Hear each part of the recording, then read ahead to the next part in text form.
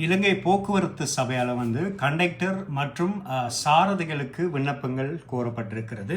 ஏராளமான பதவிகள், மொத்தமாக 1286 பதவிகளுக்கு நாடு பூராக விண்ணப்பங்கள் கோரப்பட்டிருக்கிறது.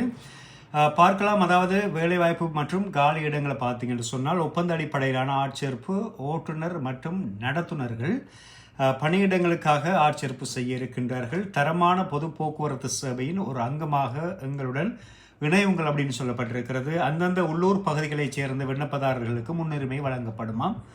SLTB என்பது ஒரு அரசுக்கு சொந்தமான பயணிகள் போக்குவரத்து அமைப்பாக இருக்கிறது. இது நாடு முழுவதும் 107 பணிமனைகளையும் பிராந்திய பட்டறைகள் மற்றும் ஓட்டுநர் பயிற்சி பள்ளிகளையும் கொண்டுள்ளது. 25,000க்கும் மேற்பட்ட ஊழியர்களை கொண்டுள்ள சபையினால் ஓட்டுநர் மற்றும் நடத்துனர் காலி பணியிடங்களுக்கு தகுதியானவர்களிடமிருந்து விண்ணப்பங்கள் வரவேற்கப்படுகின்றன.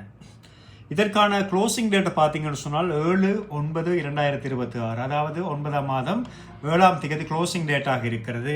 மொத்த பணியிடங்கள் 1286. பிராந்தியங்களை பொறுத்தவரையில் அனைத்து மாவட்டங்கள், அதே மாதிரி வடகிழக்கு, அதே மாதிரி மத்திய மாகாணம், மேல் மாகாணம் ஆகிய பகுதிகளில் இந்த ஆட்சேர்ப்பு நடவடிக்கைகளை எடுக்க இருக்கின்றார்கள். எனவே அதிகமான வாய்ப்புகள் உங்களுடைய ஏரியாக்களிலே உங்களுக்கு வேலைகள் கிடைப்பதற்கான வாய்ப்புகள் அதிகமாக காணப்படுகிறது.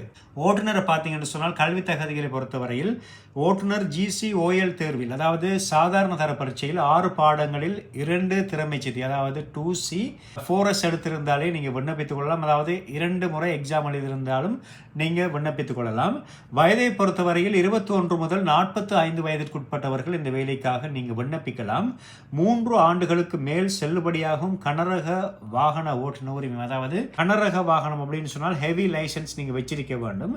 குறைந்தபட்ச எடையை பொறுத்தவரையில் 45 வயதிற்கு குறையாமலும் 45க்கு மேற்பட்ட எடையுடையவராக நீங்கள் இருத்தல் வேண்டும். உயரத்தை பொறுத்தவரையில் 5 அடி 3 அங்குலம், நல்ல ஆரோக்கியம் உடையவராக இருத்தல் வேண்டும். அங்கீகரிக்கப்பட்ட நிறுவனத்தில் கனரக பயணிகள் வாகன ஓட்டுநராக பெற்ற அனுபவம் ஏதாச்சும் இருந்தாலும் நீங்கள் அதனை சமர்ப்பித்துக் கொள்ளலாம்.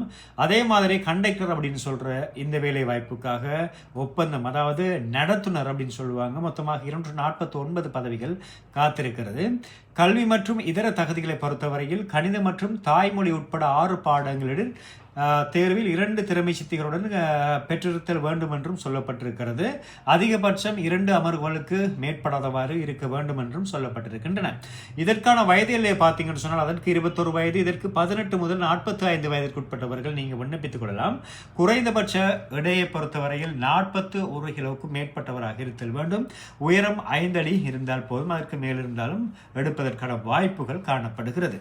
நல்ல ஆரோக்கியம் உடையவராகவும் இருத்தல் வேண்டும். பொதுவான நிபந்தனைகள் மற்றும் நன்மைகளை பார்த்தீங்கன்னு சொன்னால் EPF ஊழியர் பங்களிப்பு 8% மற்றும் முதலாளி பங்களிப்பு 12% உங்களுக்காக வழங்கப்படும். முதலாளியால் ETF 3% பங்களிப்பு வழங்கப்படும் என்றும் சொல்லப்பட்டிருக்கின்றன. அடிப்படை ஒப்பந்தப்படி, வாழ்க்கை செலவு படி, மேலதிக நேர பணி மற்றும் ஊக்கத்தொகைகளும் வழங்கப்படும் என்றும் சொல்லப்பட்டிருக்கின்றன. ஆட்சேர்ப்புக்கு பிறகு பணி ஒதுக்கீடு மற்றும் சுழற்சி முறையில் பின்பற்றப்படும் என்றும் சொல்லப்பட்டிருக்கின்றன.